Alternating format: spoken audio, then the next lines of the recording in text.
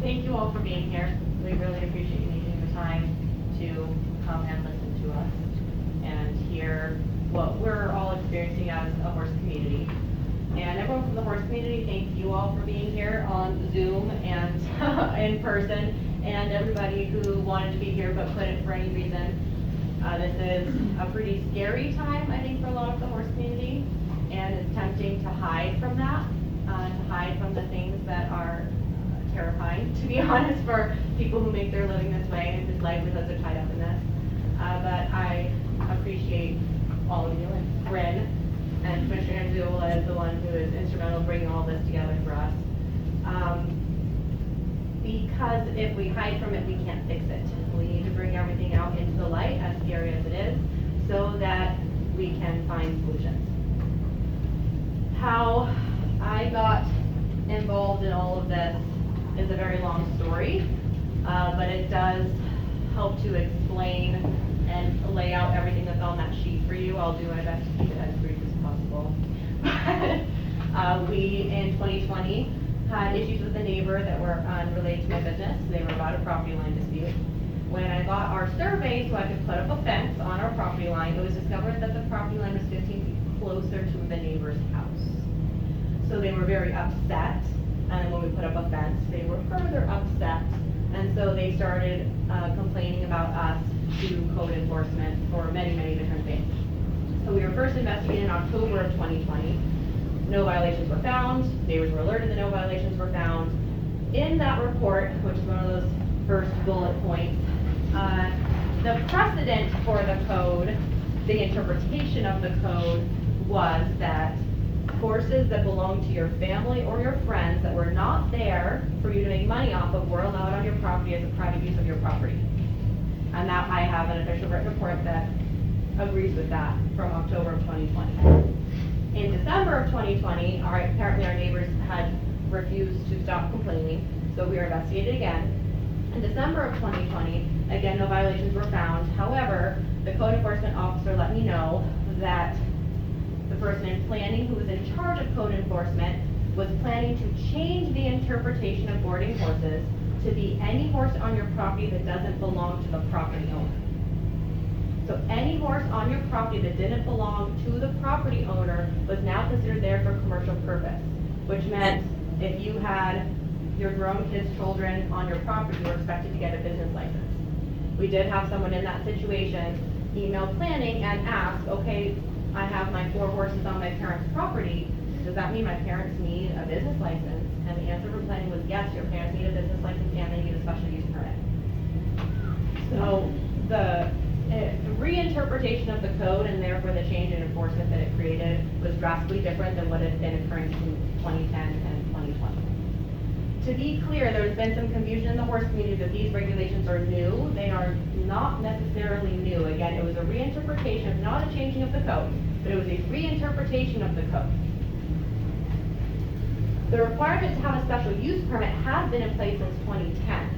However, it has seemed to be largely unenforced because the vast majority of the horse community had no idea about a special use permit until relatively recently, unless it was a large facility that was hosting horse shows and things along those lines. So I decided, with the issues with our neighbor, that it would be in my best interest. I already had my business license. I was doing things under the umbrella of what I could as a home-based business. I thought it would be in my best interest to try to get a special use permit to protect my business for the future, and also to protect it from any further reinterpretations of the code that could occur. And that's how I discovered what you see on that page in front of you. It took us months. I'm lucky to have a friend who at that time had been working at the state for planning for about 10 years. So she's the one who did a pre-development meeting with me and helped me to track down all of this information and what it all really meant and understand it all. And flat out, my little property in Washoe Valley, it was going to be at least $250,000 to meet the standards that are on that page. So there was no way that was possible. That's when I discovered at the very bottom of the page, you'll see there is reference to an amendment to the code that is only for the Warm Springs planning area, which is Palomino Valley. You do not need a special use permit to board horses in Palomino Valley as long as your property meets certain requirements. So we started looking for property to move to up in Palomino Valley because that is how serious the situation was for me and my family. And things got really interesting once we bought the property and moved. I've been trying to get my license down since November of 2022. And the biggest hang up has been with planning. We argued a lot about this amendment to the code and that it didn't exist or didn't mean what I was told it meant.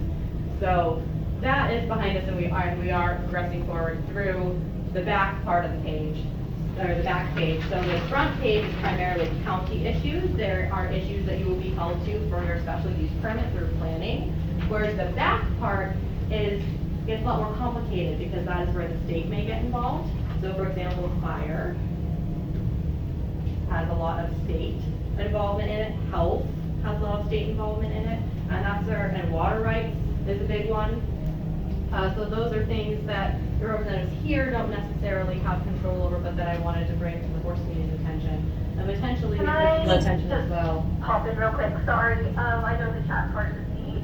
I have quite a few people texting me that they're in the waiting room and can't get in. Could you help them out? Yes, thank you so much for letting me know. Thank you, Awesome, Jamie. thank you. Okay, it says people are joining. There we go. Okay, now we have more people in there. Thank you, Jamie. So, the special use permit process, we have a couple people in the room who have been trying to go through it, and perhaps one who would be interested in sharing about what your experience has been. The meeting isn't long enough. Yes, it is a grueling process. It is very expensive.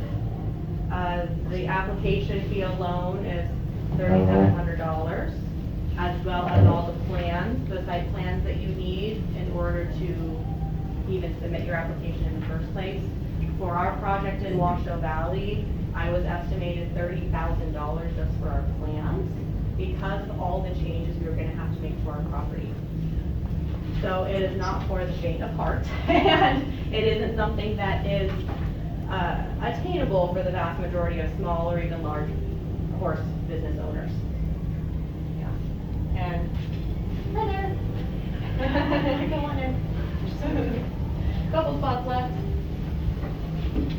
And the biggest issue that I found in speaking to planning about this is, so I did in 2021 fight pretty hard for 6 months, where, and some of you may remember that because I was posting on social media quite a bit about that, where I was having attorneys look things over, I was having outside consultants look things over, I was having lobbyists look things over, hired a consultant to get me meetings with certain representatives that could potentially give us answers, and I didn't get really any answers about why these are the requirements.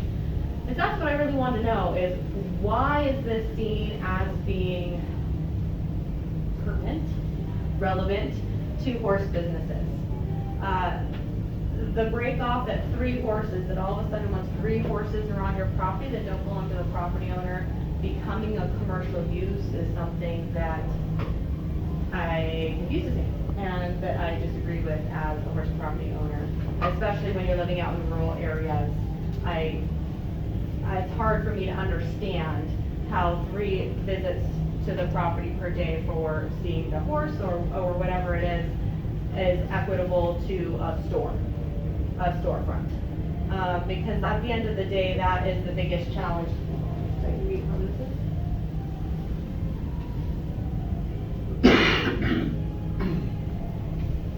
That is the biggest challenge that I think we see in all of these codes and regulations, both county and state, that are being applied to horse businesses, is horse businesses, even if they have an indoor arena that is 10,000 square feet, they are not putting in 1 person for every 15 square feet as if it is a workspace. That is how indoor arenas are classified by fire. They're classified as a collaborative workspace, which means they believe that they're treating you as if you're putting 1 person for every 15 square feet into that building, and they hold you to the codes of that. but that is not the case. Even in a very large indoor arena, there is rarely more than 8 horses in the arena at a time, and rarely more than a couple dozen spectators. If it's an event, if it's a clinic, for regular lesson times, it's more like a handful of people are in there. So it is a very different use of space than what you would typically see with other buildings of the same size. So the challenge, I think, the biggest challenge that we all face is that horse businesses are being classified as similar to a Walmart. And that's just simply not true. So how can we work with the county and or the state to bring more clarity to the code around how much activity horse businesses actually create and make rules and regulations that make sense? So I think that's about my soapbox. I had I emailed all the commissioners when I was having challenges with planning, trying to move through my business licensing process out in Palomino Valley, because it shouldn't have been a problem, but it's been lots of problems. I've been talking to them since May, and I just got my sign off a couple years ago. So it was a long process that really shouldn't have been that long. And Commissioner Andrew Oldell, thank you, checked in on me, just out of the blue. Just emailed me and said, hey, how's it going? We haven't heard from you. And I kind of spewed all over her. I'm like, oh my gosh, I've been thinking about emailing you because I still haven't gotten the sign off that I need from planning. They're telling me there's all these, further requirements that I have to meet that they didn't say that I had to meet. I have in writing that I don't need to meet any requirements from planning, but yet they're telling me I still have to meet these requirements. So, and then also that the horse community as a whole was hurting. This was just a couple weeks after all of the notices of violation went out. And so I let her know what was going on and how terrifying it was for so many people to have their livelihoods threatened. But also, all the horses in the county, where were they supposed to go? Especially with Ranchera closing down. Exactly, Ranchera's closed down, and a couple places have closed down rather than attempt to face this process because they weren't, my understanding, making their livelihood off of it. They had other jobs and things. They were doing it as favors to friends or what have you. So it really wasn't worth their time, effort, and money to try to go through this. But even those horses have had trouble finding somewhere to go. And at the end of the day, and this is something that I did say very bluntly in some of my meetings in 2021, there are very few commercial facilities right now. There's not enough room for all the horses in the county at the current commercial facilities, and these requirements are nearly impossible for any new facility to meet. So where are all the horses going to go? They're being dumped at auction. Yes. They're being sold out of state. Some of them They're are being being turned loose. euthanized. They're being turned loose, which is turning into a growing problem with our wild horses anyway. It's nonstop. Exactly, so, yes. I just was wondering if you could share with you shared with me certainly, and we've had lots of conversations, and I think it's really interesting that in August, for instance, as an example, there seemed to be a trigger in District 4, which is my district, and you're in District 2, as Commissioner Clark said, because I'm sorry, but certainly Spanish Springs started to feel a bigger pulse of enforcement than maybe had seen in the past. And I'm wondering if you could share just some of the numbers and what that what you've seen and heard. Sure, so I don't know if we know an exact number of how many people receive notices, but we know there's at least 30. And, yeah, and possibly more. And there are people who are starting to receive fines for not coming into compliance quickly enough. It's becoming an unsustainable situation very quickly. And it is just curious that so many places receive notices all at the same time, because that implies that people complained about all of these places all at the same time, and that seems Interesting. So Unlikely? What I hear you saying is that there was one district that received 30 notices and the No, other because district we're had not in zero? that, we're in No. District Five, so No. it's countywide. everywhere. Okay. And we've had our community meeting, we've spoken with our POA, and we've had generalized support from, we've never had a complaint against us since we've been operating since 2016. And we had our POA come out and actively support us, our board is supporting us. All of our neighbors have supported us, most of our neighbors made our sign for us, like, they know what we're doing. And so we were more shocked, like, what could this possibly mean, what could we possibly be in violation of? You know, like, we've had our state license since 2019. So we got a notice, and we found one of our other neighbors who is significantly farther away from us, was given the exact same notice with our address on his notice. But What was his your notice about? With his parcel. What was the notice in reference to? The notice was. The number of horses? Actually, I think, was from Julie. I did send it, I haven't I seen think- any letters. I think it was, who was it? They hadn't had. Oh, no, you were the first person I contacted with planning, I'm sorry. Okay. I have a long list of emails that I've been doing since August, and They had yours to was come one out, of they had them. to come out from code enforcement. Yeah, it was code enforcement, so it was Aaron code enforcement. You were the first person I spoke with, that's all. Sorry. I got the same You got- notice, I'm in Antelope Valley. Yeah, so we were told that we were reported for a code violation and to call for further information. It Oh. was very generic. Oh, so what? It got But I was wondering if specified. it specified anything. No, it had The our second parcel letter. number, I never got a second, but. What's your second letter say? That I was in violation and that I had to, October 21st to correct the violations of a business Which was license. last Saturday. And we have a new update on that same thing via email, Email. that our new deadline is Thanksgiving Day. But they also indicate that it's like a $100 fine. So is that $100 a month? Is that almost worth paying? Like how far do they go? Well, the rumor has it that the way that the people who move into horse property, or and this is gonna sound a really roundabout way, but we have a lot of California people moving in, which is fine. However, they move into areas where there are known ranches, there are known horses, there are established places of business, and they're coming in And and they don't they like just start horses. complaining. Exactly.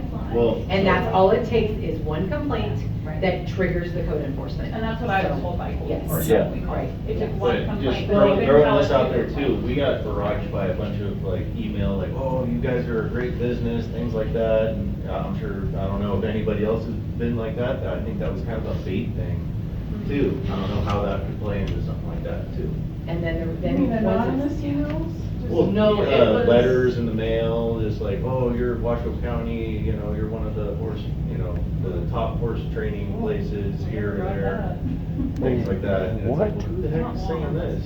Yeah. Yeah, that's what I mean, but We're not- it was after a barrage of these things when this stuff started. So it's happening everywhere. So I've got questions, and I'm gonna look at you, so I don't look at.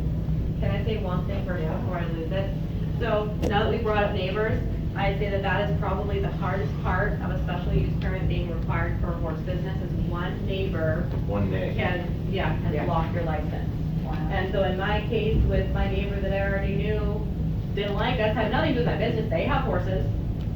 Nothing to do with my business, it had to, they apparently didn't like us because we put up a fence on the property line. And it wasn't where they thought it was.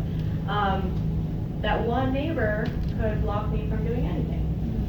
Just one day. One. Yes, That's and all so it that takes. was the biggest reason why we decided to uproot ourselves and torture ourselves to, that's my husband back there, to develop all land out in Palomino Valley, because out there, neighbors do not have the final say on our land. Well, and you have how many acres? We have, Sorry, yes, just a Zoom, reference here, we don't know who's speaking, so if anyone could just say who they are before they speak, because we can't see anybody. sure, yeah, I was gonna turn on my video, but I'm using my hotspot, so it might start making things get weird. I'll try. Okay. No, we don't need that, just know who's speaking. This is Elizabeth, in Red Rock. One big thing that we ran into is they want us to get water rights, but they sold all the water rights in our basement. So all the water rights have gone, I'm guessing to lifestyle homes, and the homes that are over by the fire station, and whatever else, right? So all the water's gone, there's nowhere to get commercial water rights.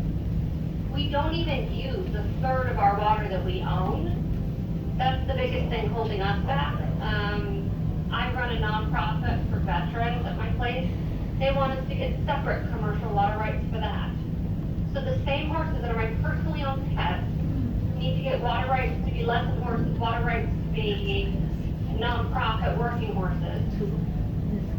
This feels redundant, and it feels like the county is, or the state, or whoever is putting up these roadblocks purposefully to stop horse businesses.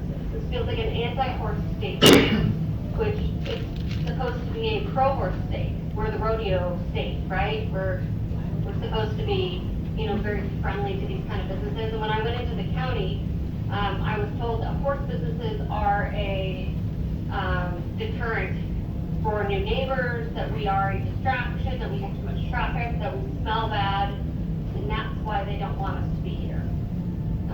So that kind of attitude, plus all the commercial water rights issues, the fire hydrants, the water tanks, the ADA bathrooms, the pavement, all these insane regulations to board 4 freaking horses at $100 a month profit feels calculated. And I don't know how everyone else feels, but this is just nuts. Like, we're trying to run a nonprofit, and they're telling us that we need to be in regulations just like a Walmart or an Amazon. And that is just insane. So if Yes, and so Elizabeth, I think we talked about this a little bit, that the water rights are a state issue. They are not a county issue. So that's something that we can bring to our county representative's attention and, hope that they can communicate What they for us. need is a middle ground license. Even the small license, the 3 and under license needs commercial water rights. Yes. So a middle ground license and a small license. Both licenses need to be non-commercial water rights. If you want to meter my freaking water, meter it. I own it. It's fine. The problem is that you're asking somebody who makes $300 a month in profit to buy, $10,000 in water rights or no water rights at all. This feels like a land grab. It feels calculated. It's out of control. If the state doesn't know what the problem is, maybe they can't fix it. I don't frickin' know, but I'm super frustrated because I have one horse doing 3 jobs and I need 3 sets of water rights. And no one at the county knows what the heck we're talking about when we go in there. They're not horse people, they don't know the horse law, they have no idea what we're saying when we go in there. So how the hell are we supposed to be compliant if they don't even know? Yeah, thank you very much for sharing, Elizabeth. I think that's enlightening. Because yes, the water rights are a very challenging issue for a lot of basins because there simply aren't any left.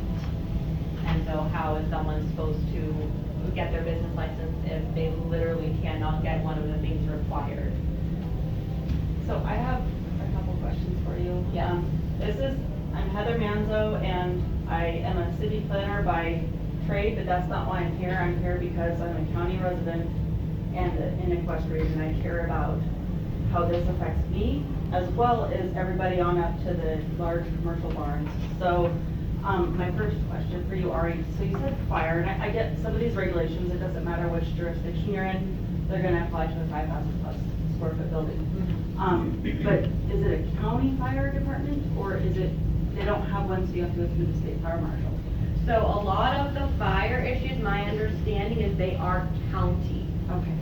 That our county is more strict than the overall fire code. That's okay. But that's where I don't know where the state comes in, to what extent our state is more strict. Okay, thank you. I just wanted to make sure we had a county fire department rather than having to deal with the fire marshal, which is. There's more. Okay, so I guess I want to hear from the folks who are going through this, but all I keep thinking about is my job as a planner is to look at impacts.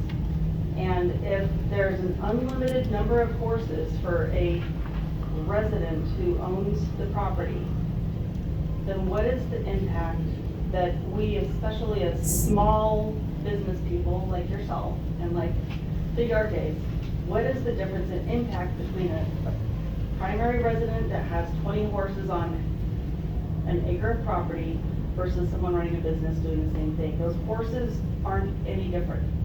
There might be a small traffic impact, but that's part of having a single family residence. So I know your experience, I know your property and a couple others here, and I keep thinking there's like really no additional impact for having a business aside from having a business license and reflecting your income so you can pay your business license fees. I think that the county, based on everything you've laid out and the things we've talked about over the last 3 years, is a new approach to a one-size-fits-all. Like, if you've got horses and they're not yours, then we'll hit you with, you know, all these improvements that really belong with a commercial property. And then there's the affordability aspect. Like, if I were to not own my property today, I would not be able to move here. I would not be able to live here and have my own piece of property. So if I were coming in from somewhere else, or if I weren't making as much money as a 2-income family as I am, I'd have to keep my horse somewhere else. And the first place I would go is to a friend. And they're not gonna charge me $1,000 a month. They're gonna charge me whatever it costs to feed them, and maybe a couple extra bucks for picking up their food. That's it. It's not affordable to be forced into this special use permit process and this conformance review where we have to function as a commercial property. It's just not what these operations are like. So I'm sorry I just have been doing this for 3 years, and I'm glad that you guys are hosting this because I'm frustrated and I don't even have a business. So There's so many of what we consider the mom and pop boarding places. Your uncle has 5 acres out somewhere, and you stick your horse out there, and it's, you literally, what you said, you pay for feed, you pay for a little bit extra, you go out and you do a lot of the work. So many of those places they've been shut down. You know, we're already paying $20 to $28 a bale for hay. We are already getting stuck with that. We're paying almost $5 a gallon for gas. And anybody who has horses, you have trucks. So we're not getting to use, you know, we're already feeling that impact in every other aspect. So all of these additional things. Let's go one up from that. So not just those people, okay, who have a friend, but like, honestly, we only board a few horses, even though I run lessons and do the whole thing in the nonprofit or whatever. We only board a few. I want to be in commercial compliance. I want to do my job, but I am not an Ironwood event center. I'm not a Reno Livestock event center. I don't board 30 freaking horses. Like, these aren't my uncle's horses, but I'm also not making a ton of money. Anyone who knows me knows that every dollar goes back to my nonprofit. Anybody who's in the horse business doesn't know. They're not spending a certain money. It's insane. Well, so this is Deanna speaking, and why is Palomino Valley different than the whole rest of the county? They fought for an amendment. Well, and it's like, it's so many horses an acre, instead of 2 or more, or 3 or 4. So in 2021, what I was proposing to planning was that we use similar verbiage as what is in that amendment to apply to all rural areas of the county and have some kind of sliding scale based on your zoning and your acreage. And I was told that they were not interested in coming to any kind of solution. And they were planning, right? Yes. So there's 3 people that can initiate a zone change. You've got a couple of them in this room. So one is a board of county commissioners, one's a planning commissioner, and one is an individual. So I forgot to thank you, but I really appreciate the county folks that are taking time out of your lives to be here today. It really warms my heart, and that's why I asked for introductions earlier, because I love that you're here. But there's ways to do it without planning's participation. Well, in talking to Ari, that is why we're here. We're not gonna be able to fix everything, and there are, you know, Commissioner Clark, I'm sure, cares as much as I do and everyone else. And it's certainly important to look at all of the hard work that Ari has done and all of you in terms of researching, and I'm just pointing to Ari because she's kind of the biblical carrier here of a lot of facts. And I think looking at the facts and looking at even history and learning about the amendment, and really having the decision-making people here in terms of on what is existing in code, and then also looking at policy changes and what we can explore. And I think there's a lot of work that needs to be done, but there's a lot of work that already has been done. So a lot of that heavy lifting is already laying out the plan of how we move forward from laying out a viable solution. And so having this meeting is important in order to gather this, and so I should really be thanking all of you, and I know all of us thank you for not only being here, but more importantly, having to endure some of the things that you're having to endure. I don't think anybody ever wants to have anything happen to someone or feel that it's imposing. I think everyone is trying to do the best job they possibly can, but here's what we all know. We all know this needs to get fixed, right? And that's a good place to start. And I think that's why we're all here, and that's why we care. So I just want to let you know that's our commitment. I don't want to necessarily speak on behalf of everyone, but that's from where I'm coming from, and I think that's why the county manager is here, why Julie Olander, why Commissioner Clark from District 2, and Dave Solero is here as well, because there are the possibilities of looking at this, and I think that we need a lot more information than just what we're going to get tonight, but it's a start. Wouldn't you agree? Wouldn't you agree? I think it's a good start. There's a few questions I'd like to ask if I Go for may. it. I'd like to know who in this room owns horses? Who in this room boards horses? Boards horses. Which way? Are you gonna fine us or what? I'll be the last person to find you. I know that. I own a horse, I own a donkey, I own mules, so is this ordinance about horses, how does it classify other equines? First question. Or how many mules can you have? It's blanket, as far as Does it say equine horse? is a blanket. Yeah. So, of course, cows are different, Sure, sheep are sure. different, pigs are different, but equines, I think if it has, I think if So as if an it's in owner of the- horses for the last 50-plus years, living on a ranch with animals, I understand what's taking place. And I probably won't be liked by saying this, but this county has got a lot of other issues that they should be addressing versus micromanaging horse owners. That's just my thing. I know there's not a lot of money to be made at this. It's one thing if you run in Maplewood Stables or one of the big horse outfits, but somebody at their home having one or two boarders, why is the county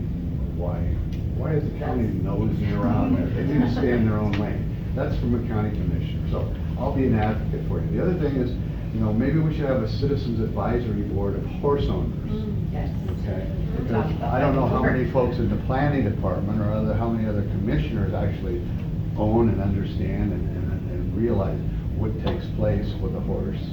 The horses should be free, because after that you buy the hay, the saddle, the trucks, the trailer, on and on and on. The horse is just the starter kit, right? Well, I'll tell you what, I have Right? over Okay. 4,000 local horse owners on my horse page on Facebook. And we've had this same community. We need to put together a group of 8 years. horse owners and have a voice and talk to the county that way. And that's exactly When what we're I trying bought to my first horse at 16 years old, I got the horse and I didn't have the money to feed it. So I had to go find a ranch where I could shovel shit Yeah. to pay for the horse. So that's how it works. So, having a horse is a pet, but it's not a pet, it's a commitment. I'm gonna leave here, as soon as I leave here, I got some mules and donkeys and horses I want to eat dinner. So that's where I'm going, and cows. So, it's a different lifestyle, and if you live in a horse community and you have the right to have horses on your property, you should have the right to have a horse and maybe an extra horse or two to rent out. I mean, to not rent out, but to board a horse. I mean, that might pay for your hay. There's no money to be made in this. There's no money. Yeah, might click This- your head if there's no fences broken that month, Yeah, or your I mean- tractor doesn't go down, or You know, horses are a hobby. By definition, hobby doesn't make you money. It's not a business. That's the way I see it. And there's a big misconception out there that people who are not horse people, they see horse people and they say, they are super rich. They have so much money because they're able to afford it. Horse people are probably some of the brokest people you've ever met. So, I mean, it's, we scrimp and we save and we, you know. We're not rich. I'll do anything I can to support streamlining this and making it easier for you to enjoy your life and feed your horse and ride your horse and think about things other than this. Thank you. Yeah, and the Thanks, great Mike. news is that, to Commissioner Clark's point, I had actually spoken with the county manager. It is a great idea. I too shared the possibility of looking at instituting representation. And I actually spoke with Ari a bit about this as well. And having it being representative of large and small and individual and really collectively, because those different categories too share unique differences as well. And so I think Commissioner Clark's right aligned with me on also looking at doing something that we have true representation. And I'm glad that I reached out, and I'm glad that we have all of this collective support. And there's just work that needs to be done. And I don't think, again, anyone is ever, I like to believe that no one is intentionally trying to, as much as it might feel like it. But I think if we have policy changes, that's where it needs to happen, to your point. That's what we need to look at, and that's what we can do in terms of helping to streamline that and, remove barriers of regulation and strengthen the opportunity for everyone to enjoy the freedom that we all love. So. But how is it possible for 30 businesses to get a notification at the same time? understand. How does that make any sense? Well, my speculation, and coincidence. it's only a speculation. There are none. Well, right, It's coincidence. only a speculation, but it makes one wonder if there isn't a concerted effort by certain individuals to do that. I don't think that's county related, to be honest with you. I don't know, but it is interesting, and I did talk to Ari. That's why I kind of brought up the Spanish Springs. Not that it's only happening there, Right. but it is interesting all of a sudden, right? I heard a lot of them were anonymous complaints, right. and the Yeah. county needs to act on that, so That's here's right. somebody sicking the county on you folks, is what it appears to be That's to right. me. Well, that's how it And takes- using comes the back to county, one using the person. county to beat you into submission is what it That's right. sounds like. Exactly. And the county has other things to do with their resources than come after people of an extra 2 or 3 horses. And if one neighbor that complains talks to another neighbor, then they can complain too, and then it starts to snowball, and then It's that's a where we waste of end up. county It is. resources to micromanage horse owners. It is. Well, now we have the Well, and ability the to have problem policy is that most change. of us have been living in the shadows because we cannot physically come into compliance. We are trying and trying and trying. I've had it open for, 8 months, trying to come into compliance. And it is literally impossible. And so most people are living under the radar, which is not how this is supposed to be. This is not how the county is supposed to operate. If someone can make, taquitos in their kitchen and go sell them out in a truck and get a license for that, then why the heck can't we get licenses? Why can't we make it a feasible thing that the average horse owner who wants to board a few horses or the small business owner can go be in compliance? Because we want to be. I pay taxes. I do my part. I cannot attain water rights and an ADA bathroom and $75,000 in land improvement for 6 horses. That's insane. Can any of the county people here, who's gonna do this for us? Because it's, we're all on board with this as the people here, but who in the county is gonna spearhead this for us? Who are we gonna hold the feet to the fire? Well, I think it starts, you got a great start with a couple of commissioners here who are setting the tone. The county staff works at the direction of the commissioners. And you have commissioners who are saying they recognize this issue and they want to see it addressed.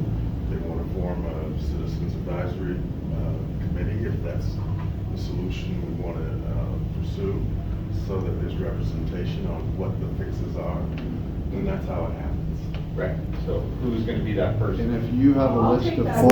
4,000 I'll take that. horse owners in the county, Yep. that'd be a good place to start, sending out information to the horse owners. Absolutely. How do you Exactly. make the advisory group, like, do we have to petition it? Is it No. something that the We'll do it. commissioners do? Commissioner Clark and I will do it. Like, we've already committed. We're here, we're making a pledge to you that we're gonna commit on the policy end.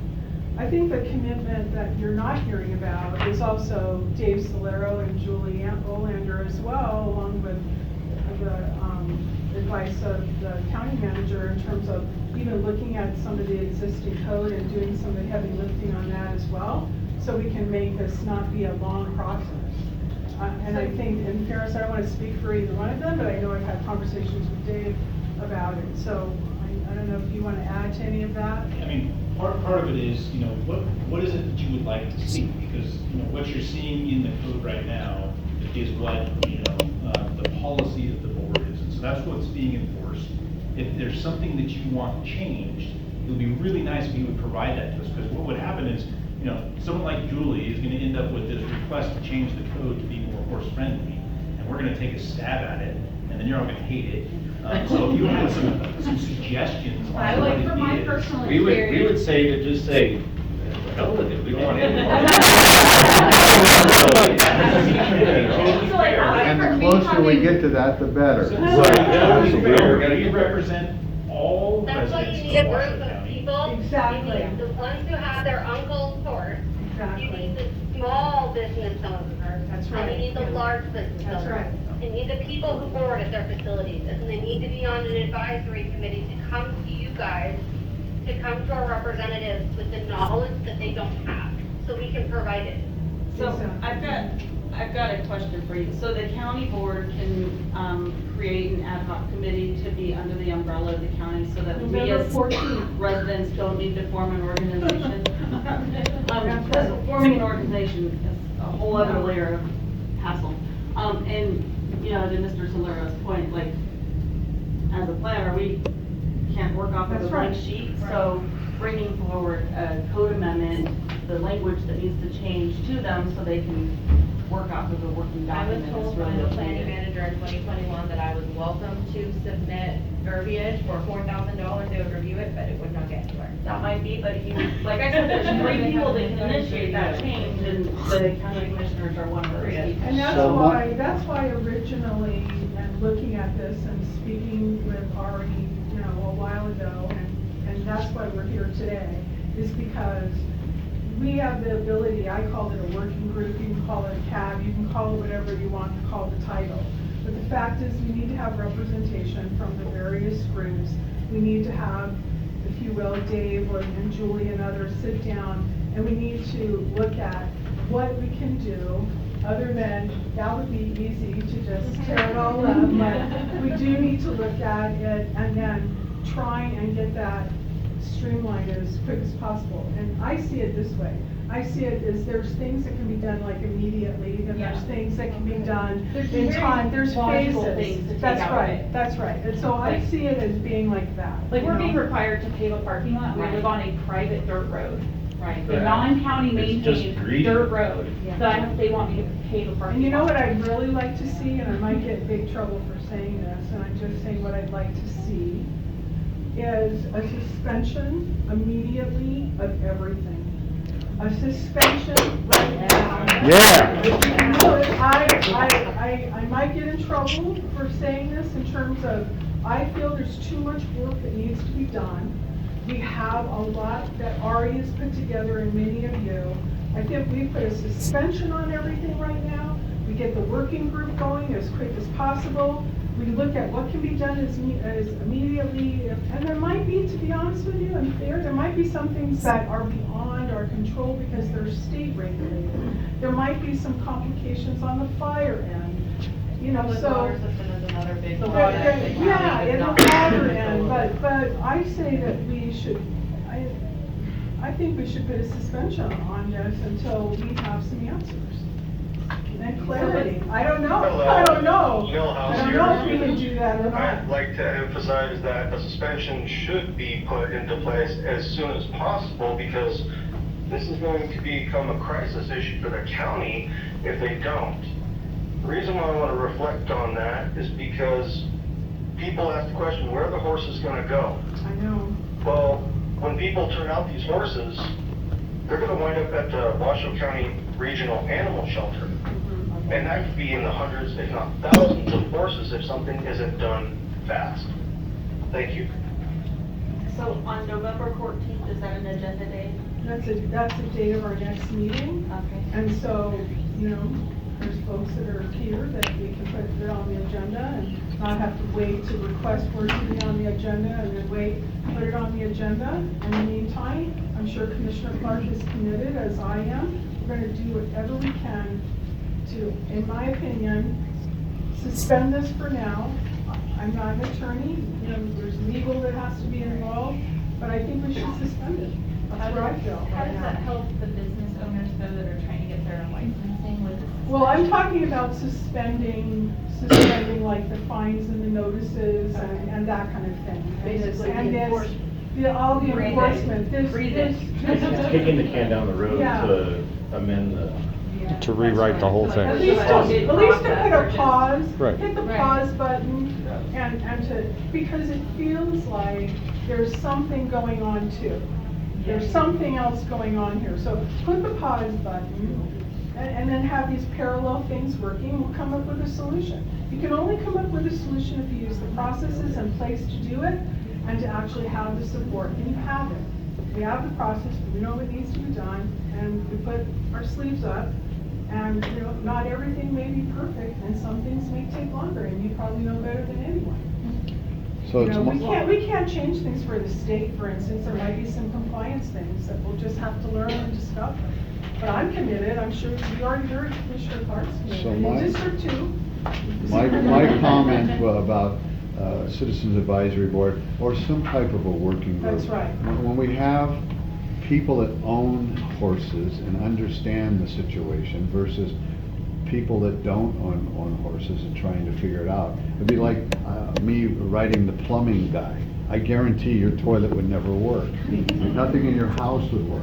I have no expertise in that. And that's my point. We need to get people who actually own horses to be involved in the decision-making process. Well, I and can guarantee explain. a lot of support there. Okay, so explain to those who don't what makes sense and what Exactly. doesn't. Thank you. And that's what Thanks, we Mike. talked to, when I talked to Ari and talked to Brent, there already is such a lovely, connected horse community already. And there already is a communication channel, so the nice thing is that infrastructure is in place, right? So putting people at the table, as, you know, was already mentioned. So I think that we're walking away with next steps, that's how I see it. Do you see it that way, Ari? Well, yeah, we had two. Yeah. I think we have a good group represented with the Zoom and here in the room. Why can't we put a board together right now? Or at least, you know, get people. Here we are. Next- That's right. Next We're saying all that. We're calling it. Yeah. Whoever's interested, What do come we- to the meeting, we'll sit What do down we need to and have have by the names. 14th? Well, I would recommend you do what you're talking about right now, and who wants to be on it, and get it ready, and then on the 14th, there's only 2 commissioners here, I mean, it needs to be approved, and it needs to go through, and there might be things that we're not aware of, but, I would say between now and the 14th, exactly what you're talking about, getting the group together. That from the moment I spoke with Ari, I spoke about the group, right? We need to get the group together who understands their framework of their business and operation, and then the code folks, and we need to actually look at having the working group as quick as possible. Wouldn't it be great if we could actually vote on it? It gets approved on November 14th, we have the working group on the 15th, I'm game. I wouldn't mind it on the 14th, but I don't know when the meeting ends, so. Or I'd say the 14th, but, you know. Let's just over here very Oh, politely. I'm Elizabeth, and the care provider for about 30 horses. What struck me looking at this is the term commercial. And I don't know if it would make a difference for horse businesses to be considered agriculture, or if that would lead to a whole nother set of problems. But that's something that surprised me a little No, I bit, wrote that, that down. that wording of commercial. I think, thinking more of it as agricultural. It's actually pretty common nationally Mhm. for horse boarding facilities to be considered commercial. Oh, okay. It's just the way things have been funneled down in this county have turned out a Okay. lot differently than in other counties. Yeah. I don't know what the issue is, but there is a lot of talk about that, about why it isn't agricultural. And I think a lot of it is that agriculture has typically raising livestock. Right, that And makes sense. horticulture, and that's where Yeah. the issue is. I think where I was in the Midwest, it was more so considering agriculture. Yeah, I'm from Pennsylvania, and if you had horses in a certain amount of acreage, you were ag, you weren't commercial. So there wasn't a lot of this stuff. Those are the things I think we should talk about, and what things we can change, we can change. Ag doesn't. Mr. Solar, all in the back. Yeah, no, I just have one request of this group. Being through some of these processes at the county before, it would be nice if the group that would be put together is not all just pro-horse aficionados. Because what's going to happen to these, two elected officials is we're going to go down this path if we focus it very strongly on the horse community. And then whatever else is going on in the community is going to potentially become an uprising. And then they're going to be put in a really tough spot to have to choose between sides. And we can get a better solution, I think, if we can do that up front before we get to the point of, angry people standing in the chambers. Animals are there's strong personalities on both sides of whatever coin we're talking about with animals. Doesn't matter if it's dogs or cats or horses or donkeys or sheep, whatever it is. So my suggestion, just has been seeing this before, is we also reach out somehow to others that don't have animals, and they don't have to be the haters that are out there, but people that live in your neighborhoods that maybe don't have animals, to give their perspective as well, so that when we craft this appropriately, we take into effect or into account all of those other impacts that you don't see as impacts, but your neighborhood. You know what else happens when you do that? Is you help to educate other people too. And they get to see a perspective that they're not aware of, because they're not aware of it. So I personally think it's a great idea. I don't know who that is, by the way. Anonymous, the anonymous people in August. So, I'd like to comment on that as well. I agree with what Dave's saying. My focus, to be clear, I'm talking about people who have horse property now.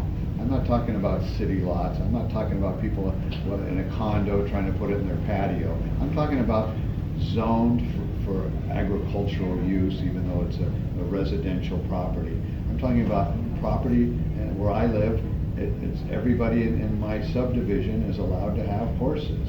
We're only allowed to have one pig, but we're allowed to have horses. That's in the CC&Rs. Think about that. If you have one pig, you're not going to have litters of pigs, right? That's why it's written that way. You're allowed to grow a pig to eat if you want, but you can't have a hog farm there. So that's in the CC&Rs. But my point is, if it's zoned for horses, you should be able to have horses there. If your neighbor is living in a house and a property that's zoned for horses and they don't want to have a horse, that's up to them. They shouldn't have the right to tell you, you can't if it's a horse property. It's as simple as that.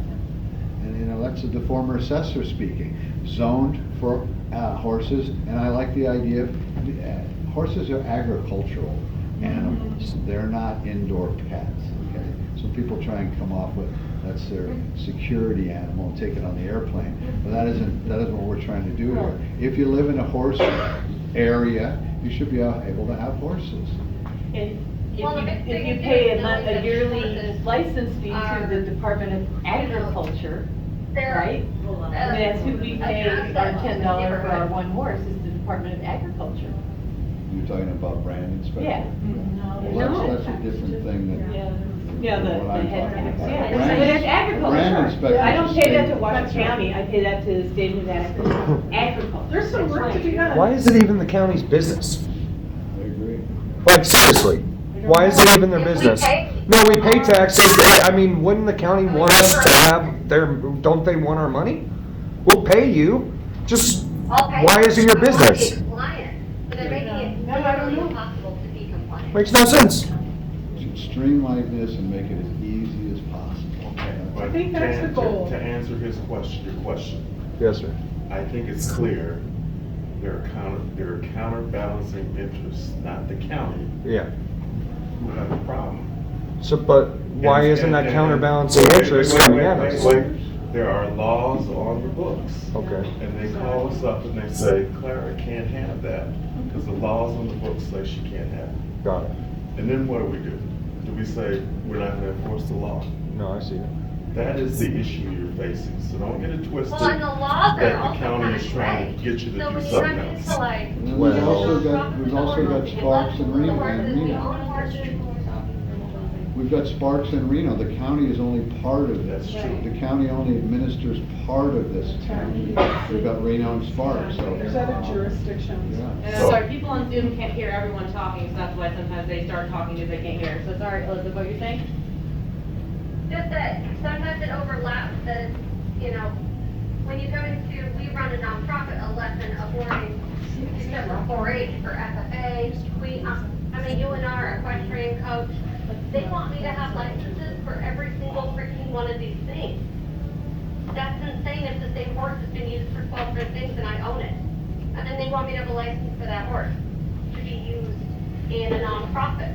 So these are things that don't make sense, because they're put into place by people who don't know our business.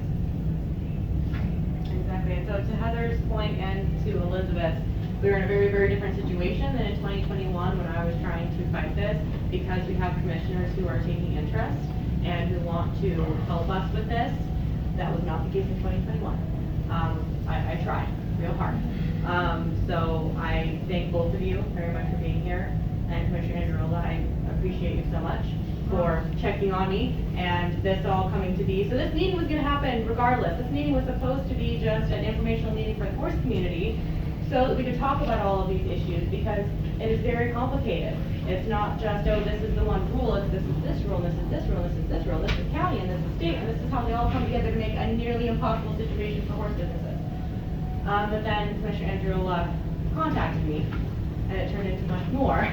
The plan had been to have our informational meeting, and then go through a similar process that I'd done in 2021 of contacting planning, when we didn't get here with planning, contacting the commissioners, if we didn't get with the commissioners, then trying to escalate further than that, but Commissioner Andreola sped that up a lot And for now you have a us. bigger team, we have a bigger team, and we have everybody, and we have to a certain extent our marching orders of next steps, and what we do know is there's work to be done, so I'm ready to meet on the 15th. I'll be there. I think everybody should really start thinking about these things though, right, so that we can get to a working group. I think so. Although, it might be easy because a lot of it's been done, You're going to the commission on the 3rd, right? No, we go in front of commission in December on the 7th. Oh, okay. Is there someone else that's going? They are. Okay. We're going in front of the Board of Adjustment. Yeah. It's coming Thursday, so not now, but next Thursday. We are asking everybody to show up. This is not Silver Circle Historic Ranch. This is horses in Southwest Reno. This is keeping our ranch alive. This is me keeping my business license. This is me being compliant in every way, shape, and form I can do. And I need everybody to come or write a note. We have our own Facebook page. We have over 1,000, almost 2,000 members now. It's called Support Historic Silver Circle Ranch. So please, we're desperate. We're the first one to want to be compliant. There were places that were hosting horse shows in our area that did not have business license. Does that resonate with you? There were places hosting horse shows, I mean, full training and boarding, who did not have a business license. We set forward the day I bought it in 2019 at Historic Farm to be compliant. I have done an ADA bathroom, it cost $40,000. I can tell you that's the cheapest I could do. We have done commercial water. We have done cement parking spots. We have done evacuation emergency planning. We have done, you name it, public water source. We're trying to do what's best for our community and keep this facility and be able to do a very small upgrade. Literally where we're riding, we are trying to build a building less than a dressage court to ride in good weather and bad weather. I'm not Well, trying to create Landon, it part anywhere of the else. point is all of that fair that you had to go through. I'm actually, Want you to pave things where horses are supposed to be. Is that right? Wanting you to put in, sprinkler systems in That's places that are 80,000. even burned. Gotta pay. That's 80,000 in the sprinkler system. Shelters and Pay to things, play. like, all that But stuff. in a barn. No, that would be in the indoor. That would be in a metal indoor with no stalls, no waste storage, nothing. Nothing, no bathroom, no set, no seated. That's cheaper than the quote that I got. Well, But I think think All this is bananas. That's actually like all jurisdiction wide, it's a fire code requirement for anything over 5,000 square feet. So even a single family residence with one person living there, if the house is 5,000 square feet or more, everything's gotta be. Right, but this is a metal building. It's across the board. I know, but these are things that we're all looking at, and I'm actually, That are grandfathered in our I'm actually not, and Julie will tell you, our pushback is not to not do things. Our pushback is to do it with the reality of why it's needed, and also knowing that when I do all this, you may need to do this if you're over a certain number. And so I'm really not totally adverse, although I never knew. I thought we were a historic place that could just stay under the radar. And I thought, once we said we don't want an indoor, and I put it up for sale, I thought business was going right back to what we've always done. And unfortunately, that was not the case. They then said, you've tripped. You tripped neighbors that moved there after you bought, so they knew you were already there. So it's okay, I'm actually not as pushy on that. I just want to make sure that what we do is with thoughtfulness and also paves the way for everybody else to be compliant and to be able to be compliant. Well, our frustration is being held to the same standard, because you guys are so much bigger than us. Like, Well, we're 25 horses. Yes, we're 14 on our best day, Yeah. ever, and we don't wanna change anything. Right. But now we're having to go through and like, okay, well, we have a parking lot, what needs to be Right. made? Well, Right. we don't wanna do 4 or landscaping 5 because we're in the horses middle have of to be nowhere, compliant like, this way. Right. and on a That's dirt okay. road, like, no one You're wants that. absolutely Like, right. I absolutely support So you, it's and I like- will go to whatever meeting, I so will the- share my the information. Scaling is, I think, is what is so I agree. off the charts, like, I totally you agree. know, like recently, like we have 5 or less visitors a week on any given week. We've Yes. averaged it. And even with doing six clinics a year of like 12 horses at a clinic, we Yeah. still average 5 or less visitors in a week, which is less than like our neighbors that have 6 kids. Like they have a heck of a lot more traffic at their house than we ever will, because they have 6 kids. So, that are all driving age. And so it's like, You are their house looks absolutely like a right. parking lot compared to ours, because they have a lot of families. So how is it different? Why is their traffic not impacting the rest of the community, but ours somehow is when we have a car come once a day that doesn't happen to live at our house? You are so right. Well, and you think of dog kennels that have kennel licenses, they're not held to these standards. There are other businesses that are not held to these standards. Why is it a horse business? There will be. A kennel is. And I just, Do you have my to have husband. commercial water and ADA bathrooms? Yeah.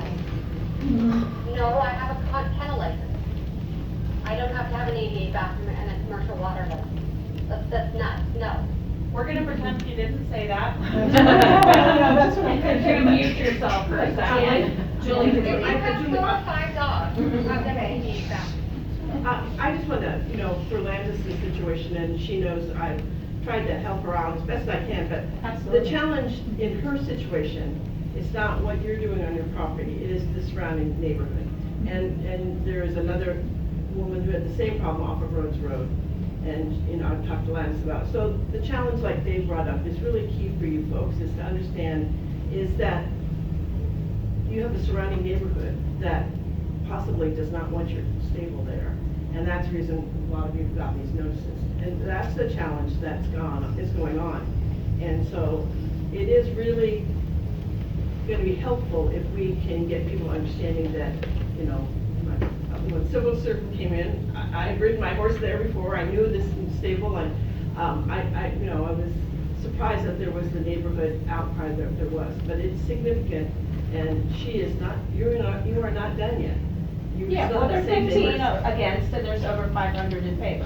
Right, but you Right. still have some So, people. 15 But would it be sounds, that but it big. sounds We've like had each zero one. though, and But that's. go ahead. Right, you're still gonna have We've had challenges. zero. Yes. And one of the things that you are brought up, I just want to say, we do waive, you know, we waive landscaping and the parking, paid parking on your. And I already put in $5,000 in trees last month. But you did that on your own. Can I I did. make, can I make County a comment? did. Can I make Yeah. a comment? Back to what I said earlier.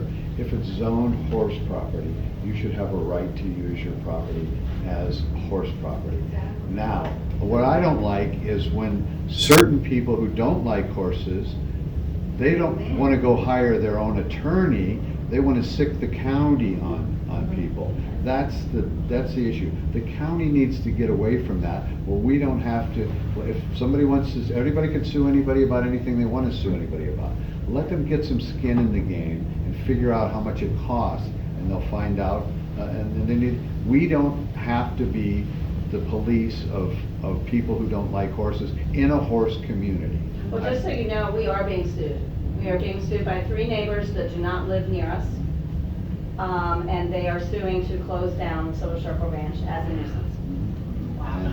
And that'll So play that out, happens too, that'll just play so you out know. how it plays out, and a They would judge like will us to decide close versus down. county staff having to decide. Right, That's where I'm weaponizing coming county from. resources. But that is one of the steps, so that's why this has to happen in a way that you guys can handle it, because it will protect you. Because if I get my SUP, the nuisance suit will go away, because the county will have said this is allowed, it's illegal. Yeah. Well, it comes down to property owners' rights, is what it comes down to. Right, but you can't get there Yeah, until. It comes down to Right, money. right, and that's exactly, Unfortunately, that's you know. the flip side, yeah, it does. I mean, the best thing that we can do, and it's not just horse facilities or this topic, but the equestrian community is getting hit on all fronts right now because of the non-equestrians that are moving into areas and using trails and using equestrian parks and picking on the folks who have had horses on these properties for over 100 years. So I think the best thing we can do is what you guys help coordinate. The next time we have a meeting, let's hope that the neighbors grow and we continue to grow and show up, because that's what's going to help the decision makers. Right, yeah. And yet Washoe County embraces the Reno Rodeo. It's such a huge part of our community. And, you know, all the people that have never touched a horse in their life, they go down to Boot Barn, they spend $200 on a pair of boots that they'll never touch again. So it does invest in our community, but they have to understand that those are a lot of our locals. Yeah. Those are people that work and they work their butts off to be able to compete, and they travel and they compete nationally, and these are our local constituents and members and the community, and it's just, it's so frustrating because there's so many of us here and we're just getting railroaded. So I think this advisory board is huge.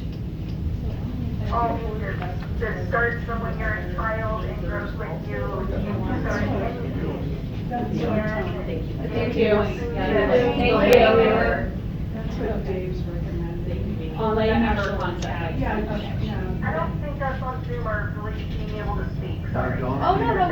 donkeys, horses, and cows don't care, they want to eat. And really, to your point about the direct personifications, the variances that are allowed, it depends a lot on the planner you get. I know, And and I try to educate as best I can, and people. Yeah, so and that is on the sheet, the direct personifications They all are can be allowed. modified. And when we did our pre-development meeting, the planner that we were assigned to flat out told us absolutely not, I will not give you any direct personifications. And so that was. It's just like you go to grocery store and someone says, no, we don't have that, and then you show us, it's not that. Yeah, The grocery store is not subject to arbitrary regional standards, so. And I think everybody knows the marching orders in terms of next steps, right? And I think everybody agrees that those are done. And like I said, I might get in big trouble, I don't know if you'll see me again, they might shoot me or something, but I do have to try and put a suspension on this. So I guess we better talk to the attorney on doing that, right? It's not my decision. We have one raised hand. Did you still want to say something? I'm really happy to put this together. I work for the Rio Rodeo, I work for the Cattle Drive, I work for Mustang Makeover with these guys. I've floated around, I belong to Backcountry Horsemen in America, and we're being shoved down in the mountains by quads and side by side.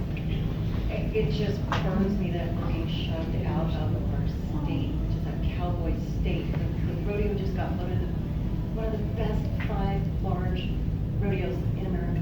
It's a big freaking deal. I just hope. It's a big damn deal. It's a big damn deal. 2019. I'm wondering why this wasn't posted on the member site for the Rio Rodeo, and if you could put together something, I can put it on there. I don't know if you're not. If maybe you stop giving me your email, I can send you a soft copy of this.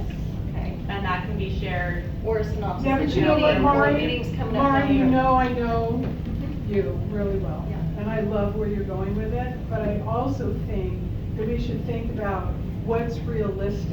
And I'm not saying that's not a good idea, but sending out a notice, I think we have to be cognizant.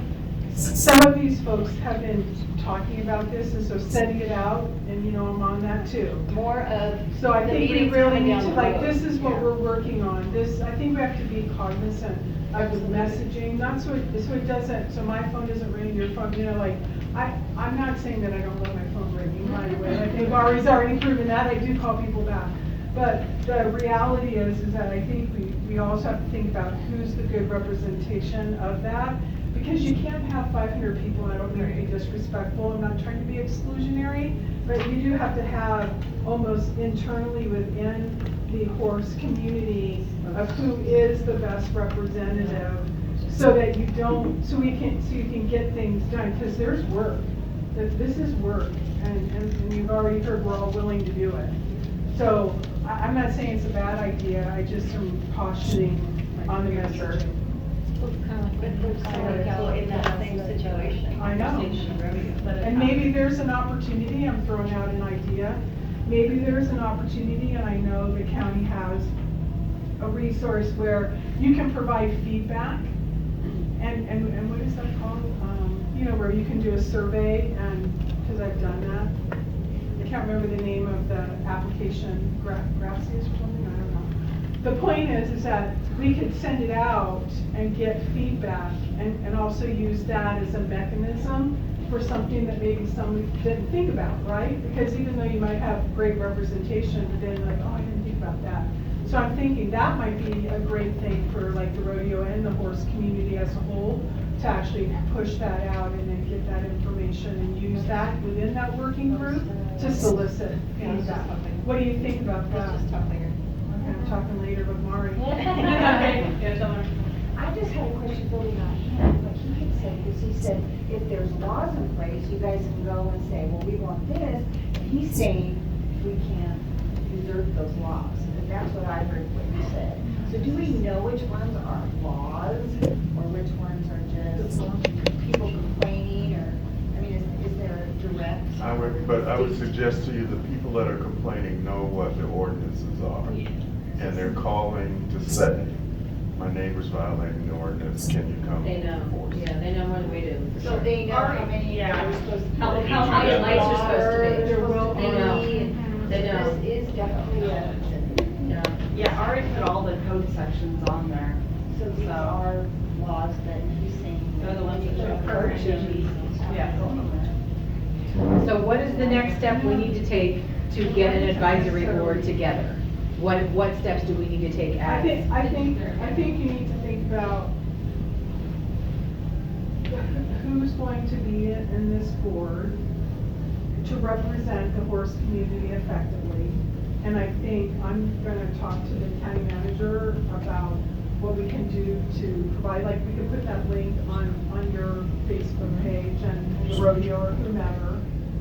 And then I think that everyone needs to look at coming in with, here are the issues, and then I think that there's a whole process that we're gonna have to go through, as I already said earlier. Here's some things that can change quickly.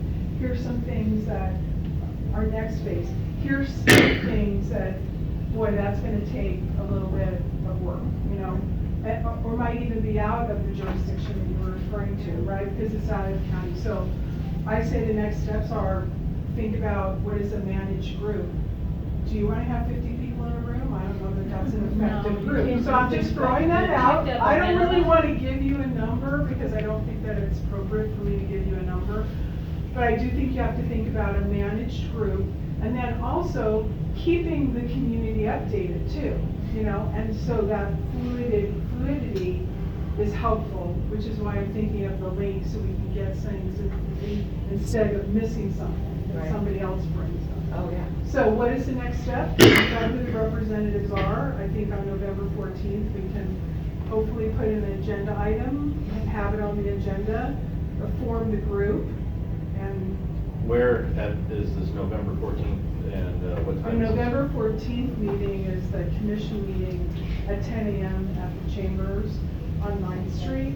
But I'm not saying that you need to be there. Would it be You're better- welcome. You're welcome to be there, Is it but better with all for us due to be respect, you there? have two commissioners here tonight and staff, like, we all understand what you're Would it asking be better for. for us to have had a meeting as our, Yeah. working?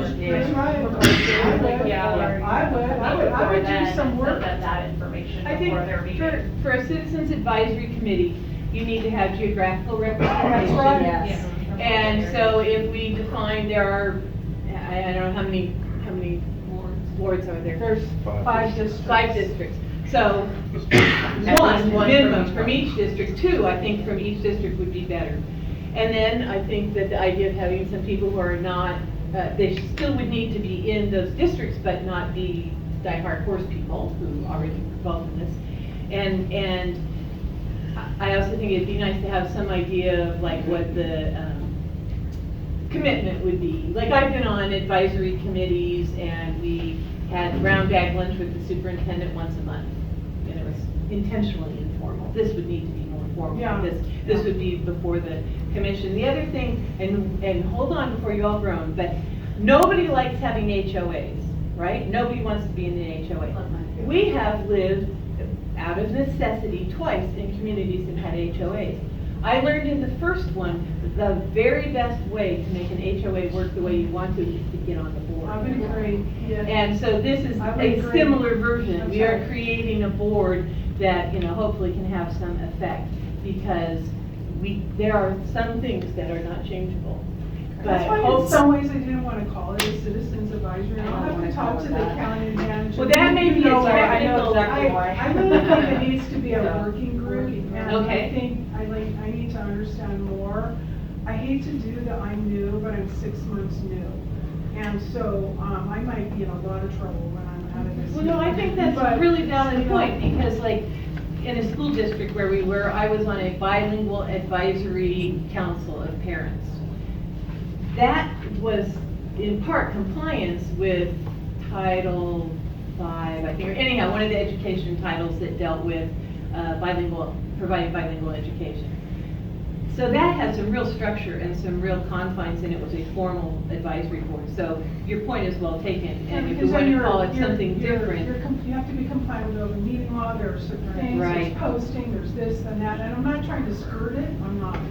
But I think it's really a working group is what we're trying to talk about. So I think you all need to decide, I think having districts all represented, but let's face it, you know, the fact is that to Dave's point and to your reiteration of that point, I think, and Julie too, you really should have a balance of people who aren't necessarily the horse community. Because I'm gonna just be really blunt and just say it the way it is. Sometimes the people who are your worst adversaries, depending on who it is, might actually be your advocate if they really understand and are there for the true reasons of understanding our community. And they can, finding that right person might be some interviewing, but I'll leave that to you. But I do think having some not horse people, but not, it doesn't have to be anti-horse, but certainly having, they could be your best advocates. You know what I mean? Well, it could be a They could business owner understand. in your district who's not a horse business. You know, they could be somebody who's, you know, committed to that district, involved in that district, understands. But procedurally, let's just do this quick. So procedurally, on November 14th, what we're hoping will happen is, the agenda item will already be on the agenda. And the agenda item would be, and I might get this all wrong, so I'm gonna have to defer to the county manager. But then a vote would have to be taken to form a working group or what have you. If we even have to do that, I don't know. But, and then right after that, then we can just start. So That's what I'm saying, like, we don't have to come on 14th. You guys don't really have, you can if you want. I don't want to ever prevent anyone from coming in to any meeting that they'd like to come to, but I don't think you have to. I just don't. I have a request or a comment.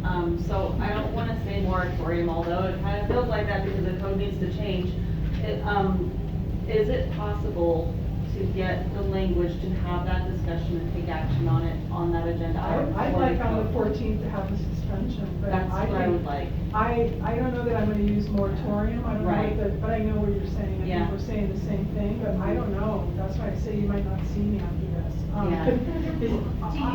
don't know what the legal, I'm not an attorney, I'm not I the think that's the PA. discussion you're gonna have with the chair and with the And the chair, and the chair chooses, it's the chair's purview to put the agenda together, but I will share that I did have a meeting, a discussion prior to coming to this meeting, and I was coming to this meeting, and she, wanted me to get back to her, so. So I'd like to have a suspension, and when I mean suspension, it was to your point about enforcement, not suspension of the whole thing. I don't know that I can do that, but I think a suspension in terms of enforcing and fines and some of the things that seem to be popping up, like in August all of a sudden, that kind of thing. That's what I'm referring to. And then the working group can start. How helpful would it be to contact the other commissioners before that November 14th?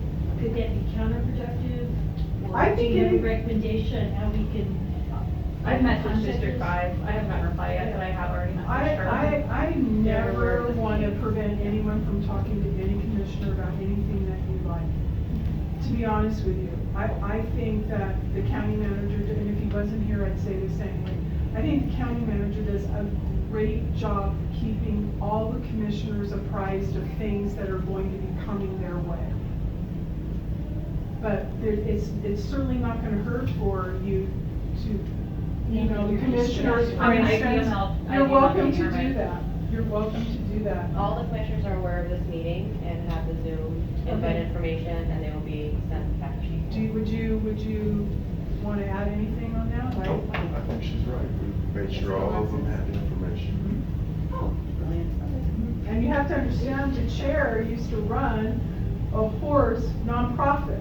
I'm not speaking for her, I'm just giving you a background that's fact. That's nice. And she happens to know land use too, which is super She knows helpful. land So- use. She was a planner. In fact, you know what I forgot to share? Oh, gosh, dang it. She sends her apologies, she would kill me if I didn't say this. She sends her apologies because she had a meeting that she couldn't move, or she would have been here. Gosh, I'm so glad that I got that off my chest. I forgot that. You got it in. I got it in, but she is aware of this meeting and would have been here herself. Although I don't know if that would have been a violation of open meeting law with 3 commissioners, but maybe it was a universe thing. Anyway, do you all feel like there's a plan of next steps? Yes, I'm gonna check with Zoom people, Sure. just to make sure no one else, land of Zoom, did anyone else have any questions or anything they wanna say? I know it was kind of hard juggling back and forth between the room and Zoom. Anybody? I know Davy got cut off, and maybe she wants to say the rest of what she was trying to say. Jamie? No, she hasn't, because she had been on that. Thank you. Oh, no worries. Okay, go ahead, Jamie. Yeah, I know that's what I'm Zoom, you guys. Go ahead, Jamie. No, I kind of just let it go, so. I don't remember what it was, but I just started listening to everybody got lost for a moment, so. Okay, sorry, Jamie. You're good. Anybody else on Zoom have anything else to say or any questions? Just one thing, when I went to the county building the last time I went in, I was told that boarding facilities are a nuisance. Yes. And what I was putting in the chat, is that the county keeps approving these large businesses to come into our rural areas and build giant factories. Amazon and Petco and Vistaprint and all these huge factories. They put in low-income giant housing in my neighborhood. They put in storage facilities in my neighborhood. Those are a giant impact on our communities with the traffic and the trips in and out, the semi-trucks, the construction. Those are impacts to our community. So my question is, where do the priorities lie with the planning committee that where are their priorities? Is it with the community and what we want? Or is it with the large businesses that are gonna bring in all this money? Because they're not putting it in the middle of nowhere, they're putting it in our neighborhood. But they're telling us that my 6 horses are a nuisance, that my 4-H club is a nuisance, that my nonprofit is a nuisance. Petco is a nuisance. Vistaprint is a nuisance. Tesla is a nuisance. They are ruining our way of life, where we live. We bought 13 acres out in Red Rock so that we didn't have to be in the middle of all that crap. And now they're putting it in the middle of it and telling us we're new.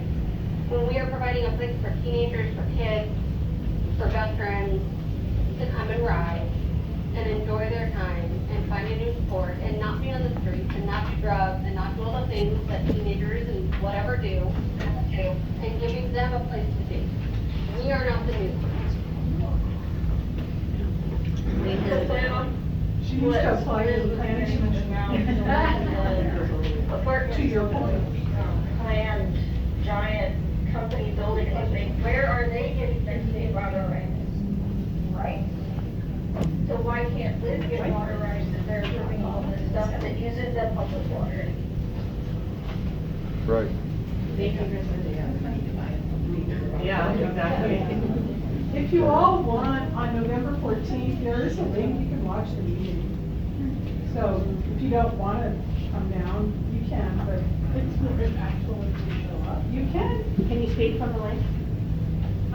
Yes. No, you can do it through an e-comment, but you Do it can't. with an e-comment link. But it won't but you be, can't, okay. it won't be you going on Zoom, you know what I mean? But it'll be. Not like this. Mhm. So are the e-comments read into the record of the meeting? Yes, well, they're submitted and all the commissioners can see all of them. But they're not read in? Not, they don't sit there and read all of them. Okay, thank you. But they are in the record. But you all wanna come, I can tell. I can tell you all wanna come. I can tell you all want us to come. I'll be cowgirled up, I'll do it. Well, thank You guys can bring your horse. I'm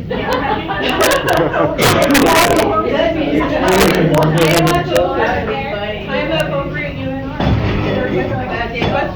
everyone, let me get a fact sheet and once one, I still have plenty. Thank you guys, all of you, thank you so much. Thank you guys.